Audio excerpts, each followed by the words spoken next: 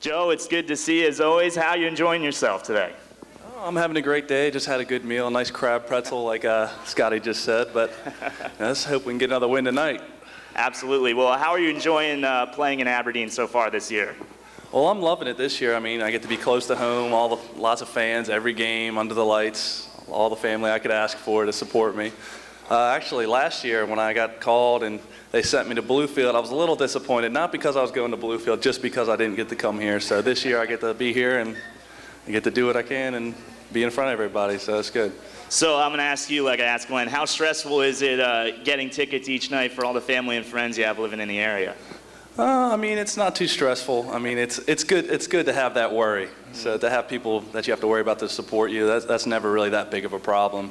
Just as long as you know that they're coming to support you, so that's good. Well, we mentioned it before, but you, Glenn, and Austin Knight, who will be joining us up here in a second, all from the Baltimore area. You went to Calvert Hall High School, and you guys won 2 state championships there while you were there. What was that experience like? I mean, it was a great experience. I mean, we had my junior year, we ended up being ranked, I think, 5th nationally. We just had a great team. We clicked together. We lost our first game of the year, just trying to figure it out, and then we won 31 straight. Wow. So we had a really good team, and it ended at Aberdeen. It was a good feeling in front of a good crowd, and got to win that state championship and get Calvert Hall back on track for winning championships again. Now I read, and tell me if I'm wrong, that you had walk-off hits in both games or one of the games? Well, my junior year, we were actually up by 9 runs, and I hit a home run in the 6th inning to get a walk-off, I guess, slaughter rule. And then my senior year, bases loaded, it was tied, and I hit a single up the middle to win the game in the bottom of the 7th. So both years, I got the walk-off. Now you played some of those state championship games at Ripken Stadium. How cool is it now being back there as a professional player? It's great, and like I said, I always wanted to have the same success I had in high school, and so I guess about 4 or 5 years later, here I am, and I started off good, cooled off, and hopefully last night was the beginning of getting hot again. Now, you played your college career at Old Dominion University. What was that like? I had some mixed experiences there. I mean, I had a great time overall, just with the friends and teammates I made.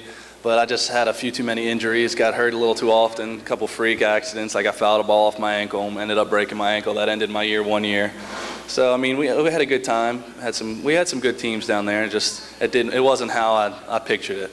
Now, I don't know if everybody knows this, but you used to catch while you were in college, which is kind of surprising seeing your height, how tall you are, 6'7". Do you miss catching at all?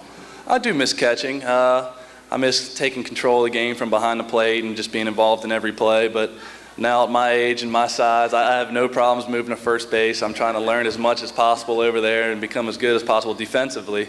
But I do miss it, but I'm perfectly happy over at first base, and I want to make my career over there now. What were some of the challenges of being your height and playing behind the plate? A lot of people would think it would be getting down as low as a catcher needs to get, but I mean, my father was a catcher, so since I was pretty much born, he raised me as a catcher, so it was never really a problem. Just, I guess maybe blocking the ball. I mean, I got to where I was pretty good, but just all the movement as tall as I am, it just got to be a little bit difficult the older I got. Now, you were drafted by the Orioles. You were drafted twice by them. The first time you decided to go back to school, you were drafted again by the Orioles. How happy were you that it was the Orioles that drafted you the second time so you could begin your professional career with that organization? Well, I was extremely happy. I mean, my redshirt sophomore year, I got drafted by the Orioles, and I still had some time left at college. I wanted to get another year of school, and I was hoping I could go back and have a good year and improve my draft status, but like I said, I ended up getting hurt and had a half a year, but I still did enough in the summertime for them to give me another chance, and it ended up working out. Who were some of your favorite Orioles growing up? I mean, I remember back in the early 90s, there were so many of them. We had a great team. I think it was 96, and you had Roberto Alomar and Cal Ripken and Brady Anderson and all those guys. I mean, it's just the whole team, it was fun to watch them play. And you mentioned those early 90s teams. Well, the Orioles' third baseman in the early 90s, Leo Gomez, is now the manager of the IronBirds. How cool was that for you to watch him growing up and now be playing under him?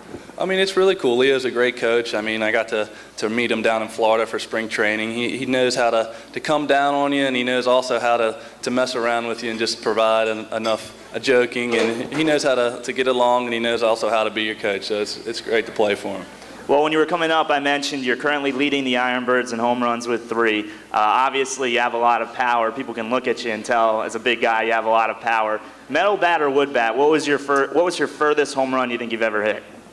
Let's see. I hit some far ones in high school with the aluminum bats, but I don't know. Last year in Bluefield, I got a pinch hit and late in the innings, and I hit one. It had to be at least 500 feet. It was the furthest ball I've ever hit in my life. So.